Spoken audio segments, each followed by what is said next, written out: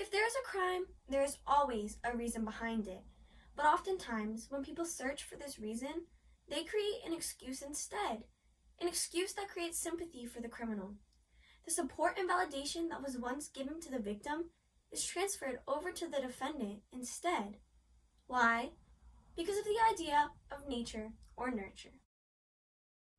So now you're probably wondering, what is nature or nurture? Nature versus nurture is defined as the long-standing debate in biology and society about the balance between two competing factors that determine your adult life.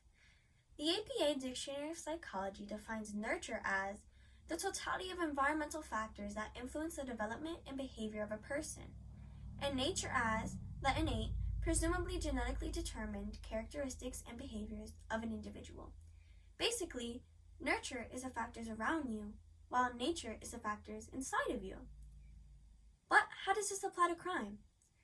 The public often dwells on what might have compelled an offender to commit a crime. Someone could excuse the defendant by explaining that they have a mental issue they cannot control, therefore it is not their fault, which would be using nature as an excuse. Or, they were raised in a bad household, this is how they were treated, therefore they don't know any better, which would be using nurture as an excuse. As you can conclude, both of these statements take validation away from the victim and give it to the criminal instead. This completely invalidates the victim themselves and their situation. So first, let's take a look at the biological factors that apply to criminals. Generally, criminals are born with genetic traits that have potential to cause crimes. These traits become more apparent when analyzing a criminal who's committed a higher offense, such as murder. An example of one of these genetic factors would be antisocial personality disorder, ASPD, which is more commonly known as sociopathy. The Oxford Dictionary defines ASPD as a personality disorder characterized by persistent, antisocial, irresponsible, or criminal behavior, often impulsive or aggressive, with disregard for any harm or distress caused to other people, and an inability to maintain long-term social and personal relationships. This was concluded through an experiment that was conducted by Burnett et al., a professor who worked at Vanderbilt University School of Medicine. He had taken a subject's DNA and searched for low activity of the monoamide oxidase, MAOA gene, as well as short period allies of the serotonin transporter. The low activity of the MAOA gene causes the metabolism of neurotransmitters in the brain, such as serotonin, dopamine, or norepinephrine, to not be efficient. In conclusion, the presence of the gene by itself does not mean that the trait will show itself. Rather, these genes will come out in proper environments to be fully expressed. They respond to environmental triggers which likely can be reduced with early intervention. Example, a version of the gene MAOA causes children to be antisocial, but only if they were maltreated as a child. While this is the most common cause of antisocial behavior, there are other genetic factors that play into it as well, such as XYY, which is a condition specifically in males of having an abnormal number of chromosomes in a haploid set. This is called Jacob syndrome or YY syndrome. It results in males having an extra Y chromosome, which in turn leads to stronger men who have a lower IQ than average. This condition is related to behavioral disorders such as ADHD, as well as putting many men on the autism spectrum. This can lead to violent behavior because this syndrome may act on the brain's limbic system.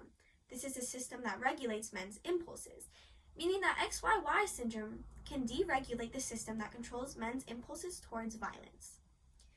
The theory that XYY abnormalities may be the cause behind homicidal and violent behavior can be proven through a study done by Dr. Arthur Robinson.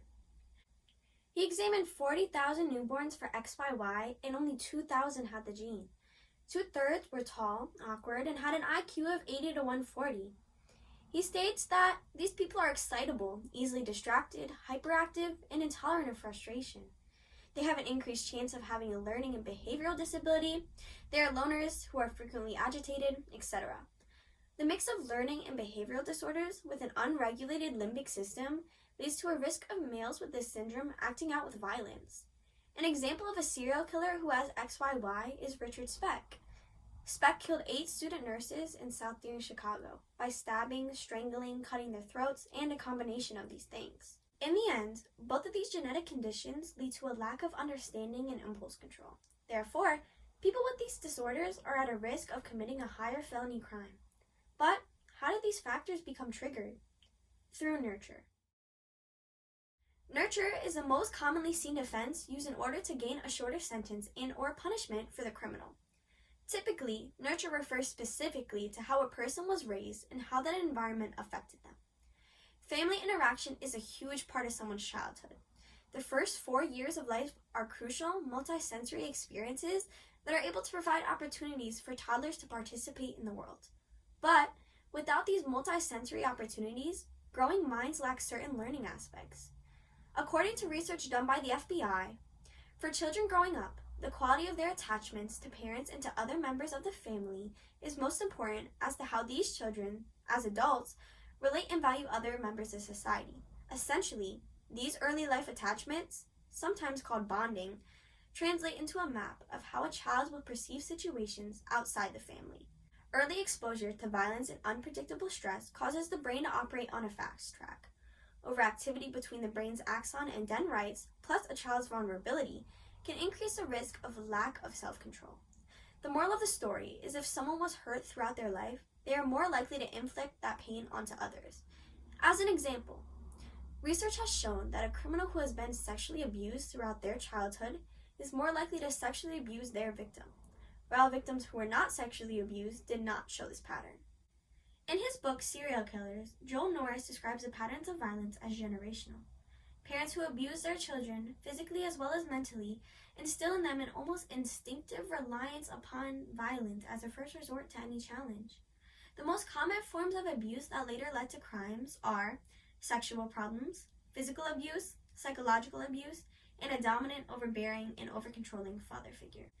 The parenting factors known to be related to delinquency can be put into 4 categories. In the first category are factors associated with parental neglect, large family size, poor parental supervision, inadequate parent-child interaction. In the second category are factors associated with parental conflict and discipline, abuse or nagging, harsh, erratic, or inconsistent discipline. The third are factors associated with deviant parental behaviors and attitudes, parental criminality, parental violence, or tolerance of violence. The fourth is those associated with family disruption, chronic spousal conflict, or a marriage breakup. Therefore, children who have faced these forms of disruption throughout their lives are more likely to release this trauma onto others through violence and other forms of crime. Yet, it is important to note that abuse is not going to directly create a criminal. A majority of the abused have the level of impulse control and sympathy to stop them from perpetrating a crime. But if somebody lacks these aspects, then an issue may arise. Well, to understand how both nature and nurture connect, we need to understand the fact that it's not nature or nurture. Rather, it's nature and nurture, but also not just these 2 factors. There are so many other things that can create a criminal. Therefore, instead of invalidating victims through nature or nurture, or a different factor, we need to invalidate the "or" in this statement. Antisocial personality disorder occurs with the genetic factors stated before, but this disorder does not become apparent or even show without the trigger, which is most commonly nurture, but could also be something else. These triggers will commonly consist of things such as a bad childhood, a divorce, a death, etc. Therefore, nature and nurture work together and are dependent on one another. The idea of nature caused this can be invalidated more than half the time if the criminal lacks the genetic makeup and vice versa. A great example of this invalidation would have to be the Netflix show Dahmer. After the show aired, it gained massive amounts of popularity, reaching over 856 million views in just 24 hours, leaving it the second most watched Netflix show. Due to its huge surge in popularity, the show went viral on TikTok, and a lot of people shared varying opinions. The main reoccurring arguments I saw were people trying to decide what caused Dahmer to do this. I saw more than enough people analyzing Dahmer due to a bad home life, because his mother was mentally ill and his father was abusive. And based on these facts, people began to deduce that it wasn't Dahmer's fault, and that they felt bad for him. This, however, is completely disrespectful to the victims' families, and it invalidates the heartbreaking experience that they were forced to go through. Yet, even throughout this show, we can see the idea of nature, nurture, and other factors coming into play. For instance, Dahmer grew up skinning and taking apart animals. This was introduced to him through his father and could have been one of the many factors that could have led to the way he turned out. Violence was presented to him at a young and impressionable age, and at this point in his life, his mind was still developing and learning. Therefore, as his mind grew, so did his desire to skin and explore organs, which was later presented in his killings. This example can follow the idea of some people who are trained to kill. Christopher Barry D. explains this idea in his book Born Killers: Childhood Secrets of the World's Deadliest Serial Killers. To summarize his point, those trained to kill most likely did not choose. Rather, it was pushed onto them by their parents or those in their community or even in the army. As an example, John Allen Muhammad, who was part of America's sniping team, later on became a murderer, killing 20 people using a sniper. And Dr. Harold Shipman, who was a public doctor and used massive doses of diamorphine on his victims, and he took the lives of over 250 people. As you can assume, nature and nurture can't be the only reason that criminals commit crimes. Therefore, by looking at other criminological theories, we are able to get an idea of why criminals do what they do. Social disorganization refers to a community being unable to agree on its values. This provides the social disorganization theory, which is the idea that the gaps in values make it so there is a lack of regulated residents, meaning a controlled number of residents, which causes an increase in the rate of crimes. The concentric zone map is easily able to represent this. The zone of translation, Zone 2, was shown to have the highest level of crime, poverty, and turnover. This zone had the highest level of diversity between people, meaning that they had different beliefs, and the highest level of crime. This proves that when people of different beliefs and social levels are intertwined with one another, problems will arise, whether it is purposeful or accidental. This is because when debates occur based on beliefs, animosity and anger grow in a community. The tension is then let out in different forms, the main being crime. The social learning theory is the idea that some people learn how to commit crimes through the same process that others use to become who they are. They are easily influenced. For example, if someone sees someone they idolize commit a crime, they themselves are more likely to commit that crime later on in their life, as they connect it with respect due to them respecting that criminal. The social control theory explores the connections of people to society and other individuals and how it relates to crime. There are 4 main types, these being attachment, commitment, involvement in society, and belief in culture and social norms. Basically, depending on if an individual is involved or not with these factors, we can know the risk factor they are at for committing a crime later on. As an example, someone who is a loner and not involved in societal activities may be more at risk for becoming a criminal later on in life.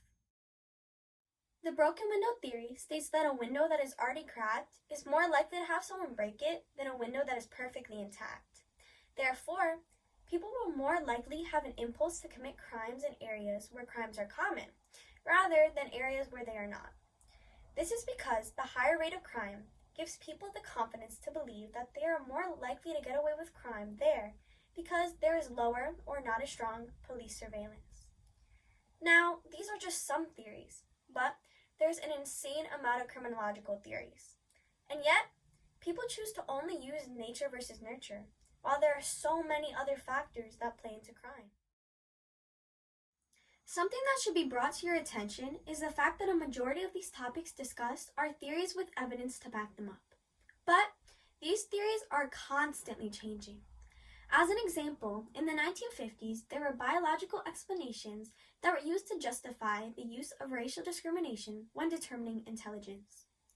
For example, black students were not given the same education as white people were. Therefore, their grades were not an accurate reflection of their intelligence. They were then defined as less intelligent due to their race and other biological difference rather than an obvious lack of education. Furthermore, this stereotype led them to be labeled as potential criminals. Another example of this is when an Italian army doctor completed a study using Italian prisoners. He concluded that criminals have physical abnormalities such as large jaws, high cheekbones, large ears, long arms, etc. However, these are simply just common facial characteristics of Italians, not of criminals. Obviously, both of these theories have been disproved. Based on that fact, what we are currently studying has the potential to be disproved in the future. When learning about criminology, you must always maintain an open mind and not assume everything that I stated in this video essay will always be correct. These are just the strongest theories that present multiple pieces of evidence. Therefore, as of now, they are the most respected. In conclusion, the debate pertaining to nature versus nurture is incorrect and should not exist. Rather, it is nature and nurture and so many other things. So the next time you come across someone who has been a victim, realize that saying something like they don't know any better because of their mental illnesses or the way they were raised when talking about their offender can be very hurtful. This is extremely invalidating and ultimately incorrect because there are multiple factors that play into crime. Of course, the majority of people who made this statement I said prior do not have ill intentions because many victims want answers to why they were hurt. But the truth is, there are a million correct answers. Therefore, do not focus on a single factor because this often gives the effect that you have sympathy towards the criminal. Rather, you need to focus on every single factor. Remember, do not invalidate the victim. Instead, invalidate the idea of nature or nurture.